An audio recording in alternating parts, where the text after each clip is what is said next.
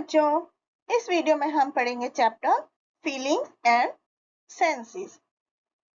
उससे पहले कुछ ट्यून अप एक्सरसाइज करते हैं। यहाँ पर बच्चों कुछ सेंस ऑर्गन्स हैं जिनको वो क्या सेंस करती हैं उससे मैच करना है।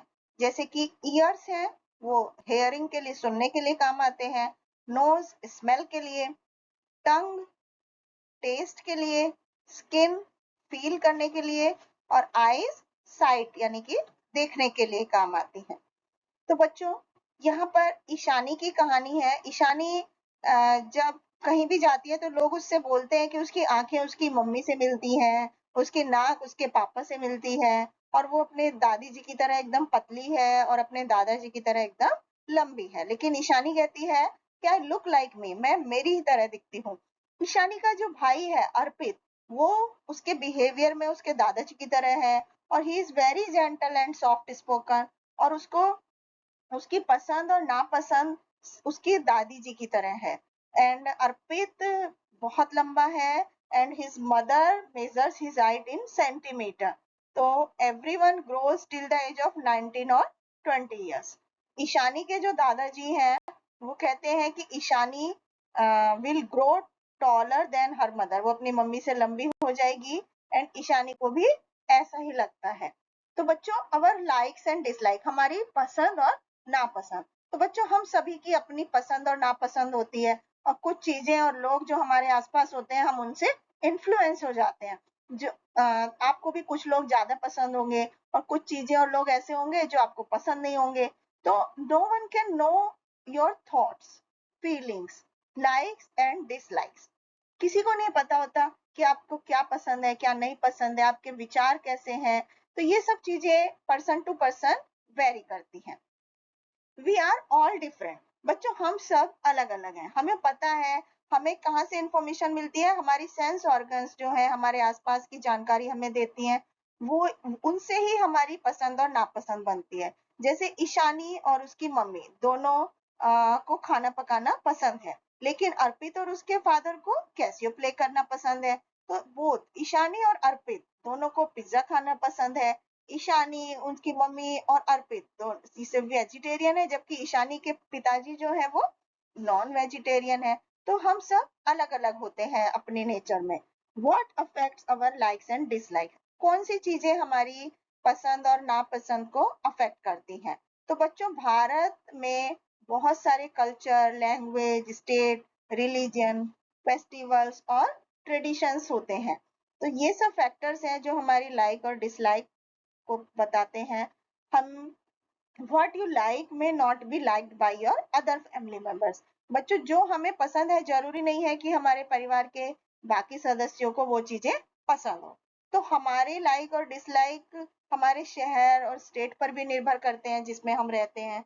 हमारी फैमिली बैकग्राउंड, हमारा फ्रेंड सर्किल, इनसे भी हम प्रभावित होते हैं। हमारी पसंद और नापसंद, उनकी आदतें, उनके विचार से भी हम अफेक्ट होते हैं। हमारे खाने की आदतें जनरली हमारे ट्रेडिशन से इन्फ्लुएंस होती हैं और हमारी सेंस जो सूंघने की शक्ति है वो भी हमारी पसंद और नापसंद को लिंक करती है। तो we like the food that smell good, जो खाना अच्छी स्मेल देता है हमें वो पसंद होता है और जो खाना अच्छी स्मेल नहीं देता वो हमें पसंद नहीं होता।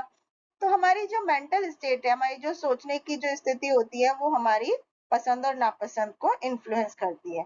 तो हम जब मजे कर रहे होते हैं डांस करके लाउड म्यूजिक में, तो we find it very enjoyable. लेकिन जब हम अपने एग्जाम्स की तैयारी कर रहे होते हैं या बीमार होते हैं तो हमें म्यूजिक सहन नहीं होता, हमें वो अच्छा नहीं लगता। तो इसलिए we should learn to respect the likes and dislikes of others. हमें दूसरों की पसंद नापसंद की भी इज्जत करना सीखना चाहिए if they do not match with that of our own. यदि वो हमारी पसंद या नापसंद से मैच नहीं करते हैं तब भी हमें उन्हें इज्जत करनी चाहिए, रिस्पेक्ट करनी चाहिए। वो समय के साथ साथ बदलती रहते हैं। 30 साल की उम्र तक से पहले no one in North India ate Chinese, 30 साल से पहले किसी ने इंडिया में चाइनीज नहीं खाया था, इटालियन फूड नहीं खाया था, अब जितना खाते हैं। तो बहुत सारे लोगों को अब ये खाना पसंद है और रेस्टोरेंट्स में बहुत ज्यादा इनकी वैरायटीज मिलती हैं। अब हम पढ़ेंगे अवर सेंसेस। तो बच्चों हमारी 5 सेंस ऑर्गन है। आईज, ईयर, नोज, टंग और स्किन, जिनसे हम देख सकते हैं और अपने आसपास की चीजों को महसूस कर सकते हैं। हमारी सेंस ऑर्गन हमारे ब्रेन से कनेक्ट होती है नर्व्स के थ्रू, और हमारी सेंस ऑर्गन से हम कुछ फील कर सकते हैं और हमारी इंफॉर्मेशन ब्रेन तक जाती है नर्व्स के थ्रू, जिसकी वजह से हम कैसा देख सकते हैं, टच, स्मेल, टेस्ट, और जो फील कर सकते हैं चीजों को जो हमारे आसपास है। तो बहुत सारे लोग ऐसे होते हैं बच्चों जो सुन नहीं सकते, देख नहीं सकते, बोल नहीं सकते। तो they are able to balance the loss of one sense through the extraordinary development of other senses. उनमें एक सेंस का अभाव होता है तो उनमें दूसरी सेंसेस एक्स्ट्रा ऑर्डिनरी होती हैं। जैसे कि एक पर्सन जो देख नहीं सकता, उसमें सुनने की या टच करने की शक्ति बहुत ज्यादा होती है, इसीलिए उन्हें डिफरेंटली एबल्ड पीपल बोला जाता है।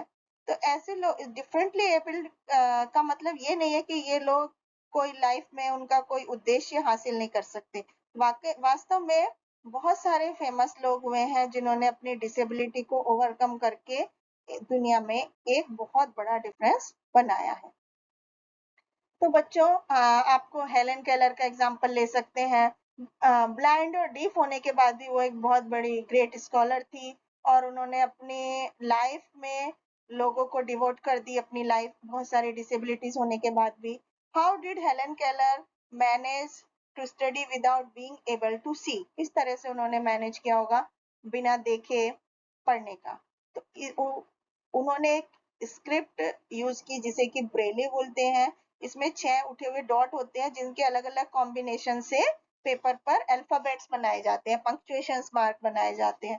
तो जो ब्रेले को पढ़कर वो उनकी टच करने की जो शक्ति होती है वो बहुत ही शार्प होती है, वो समझ जाते हैं पढ़ने का। तो ब्रेली एक रीडिंग सिस्टम है जो कि कंप्लीटली ब्लाइंड लोगों के लिए होता है, या जो कम देख पाते हैं उन लोगों के पढ़ने या लिखने के लिए टच करके वो उस सिस्टम से पढ़ सकते हैं। तो बच्चों, इस तरह से वो ब्रेली लिपि ऐसे स्पेशल लोग को अलग अलग तरीके से पढ़ा सकते हैं ब्रेली लिपि में।